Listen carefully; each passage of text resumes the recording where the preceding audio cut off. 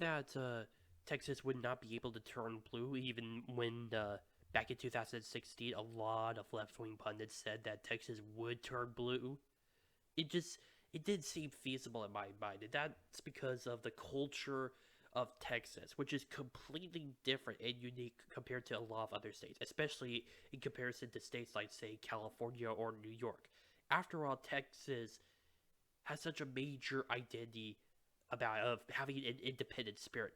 And why wouldn't they? They've been a nation twice before, one time as their own as the Republic of Texas, and the other as part of the Confederacy. And that kind of count.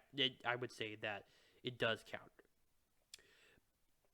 It I did so considering that, especially how conservative leaning Texas is, and how much they're into this into that kind of mindset, the conservative mindset, especially with being in support of guns, like yeah, especially in support of stuff like constitutional carry.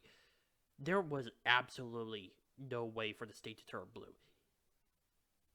But if there was a for sure way to tell about the Democrats not being able to take Texas, specifically Beto O'Rourke taking the governorship of Texas, it would be what just happened a day after the shooting of Uvalde. I'm pretty sure everyone has already seen the footage, but here's my take on it. What he did was basically political suicide. And of course, from a moral standpoint, it was that is insufferably bad. It's if you wanted to look at grandstanding and you wanted me to get a picture of grandstanding or just the literal definition of walking, walking or dancing upon someone's grave, Beto O'Rourke at that conference would be that picture. Because while Governor Greg Abbott was there, he was taking questions about how Uvalde happened, how the shooting occurred, and the police response. Don't worry, I will be making a video specifically talking about the Uvalde police and how they acted, which is horrendous in itself. But I'm talking about Beto O'Rourke here.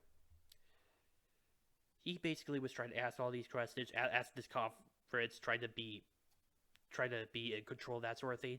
And Beto O'Rourke thought it was a good idea to come in there just try to attack Greg Abbott, say that he knew that this was going to happen. He absolutely knew. He did nothing. Yada yada yada. Keep in mind, Greg Abbott, or no, not Greg Abbott, Beto O'Rourke was the one who said, "Hell yes, we're going to take your AK-47s, your AR-15s." At the Democratic convention in 2020 for President of the United States. He actually went on to say that. But of course, a few months later, he pivoted and said, "No, we're not going to take your guns. I am a full believer in the Second Amendment." Especially considering what he just said at the convention, total bullshit.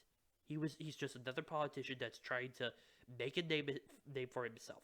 And if he was trying to make a name for himself, this was the worst way to do it. Absolutely worst way. He comes across, of course, as a major asshole. Not even the day has passed, and he is using political attacks against Greg Abbott. He's trying to actually publicly be there. He did this in front of many of the parents of the dead victims. Hell, a lot of the parents actually went on to say, "Sit down, shut up." And there was some language involved with trying to get Beto O'Rourke to get out, especially with him being called a jackass and a son of a bitch, which he definitely is, 110%. There is no way to discount on that. I don't know for the life of me understand how he came up with this being a good idea of a political move. Absolutely not. Then again, this doesn't surprise me because of the Democrat. Or well, it has I would take that back. It does surprise me of how far Beto O'Rourke was willing to go with taking a political advantage over a crisis or with just this tragic event. After all, there is the saying: Democrats do not miss an opportunity to of a tragedy or of a major crisis in order to push their own agenda. And he basically did that, but on a such bigger scale, to the point where even a lot of left-leaning media outlets and even a lot of liberals within the state of Texas are just saying that was a bit. Not only was that a bad move, that was so immature, just so wrong in every aspect. Here's a. And honestly, I think that this has gone on so badly for Beto O'Rourke that not only am I for sure going to lose, not only am I sure that he's going to lose Texas to Greg Abbott, I am certain that he's going to lose by double digits as a result of this. Texans, have a good memory, especially with what happened, especially the changing political positions of not Beto O'Rourke. To put this in perspective, I'm going to use a mini series that I love, John Adams, a 2007 mini series, which I do encourage you guys to look up one of these days when you have the opportunity. So basically, this takes place in episode 2, if I recall. John Adams is one of the delegates in the Continental Congress, and a lot of the delegates are debating about sending the Olive Branch petition to King George III, which was meant to establish the list of grievances of the colonies and to avoid what would become the American Revolutionary War. John Adams, within the series, did not support this, believing that the time has passed. Keep in mind, this was after Lexington and Concord, so there's already the spilling of blood was absolutely not out of the question. And he goes on to make so many arguments to the point where there's so much hostility with his opponent, John Dickinson, who is actually in support of the Olive Branch petition. And John Adams, and I don't understand, if this is true, I don't understand how he came up with this. Came up with this as being a good political move. He basically insulted John Dickinson and his Quaker faith, basically calling him a coward. This caused Ben Franklin to support the Olive Branch petition. He was just standing there, he was listening to both sides, and he was definitely sympathetic to Massachusetts and the patriotic cause, but in that moment, it just did not look good for Ben Franklin, so he decided to support the Olive Branch petition.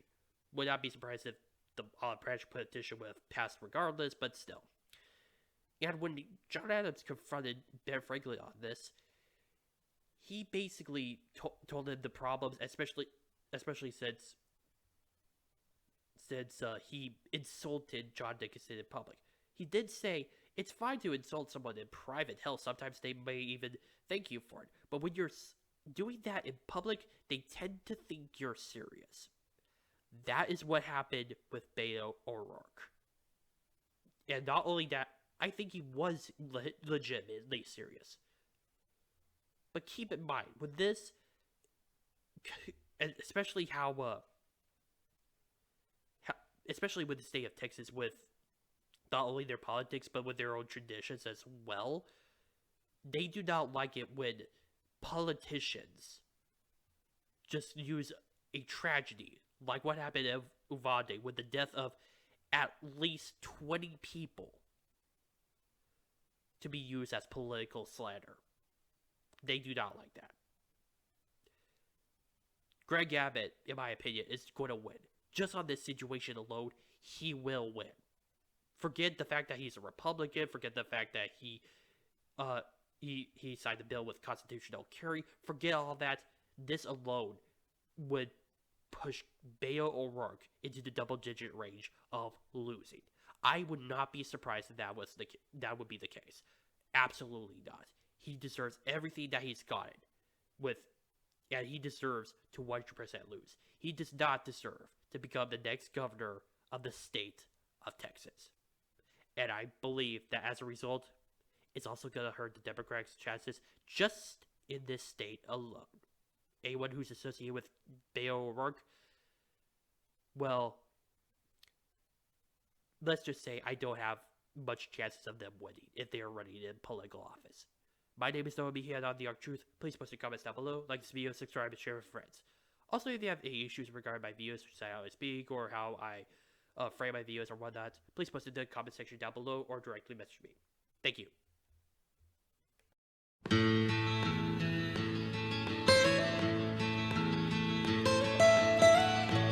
Almost heaven.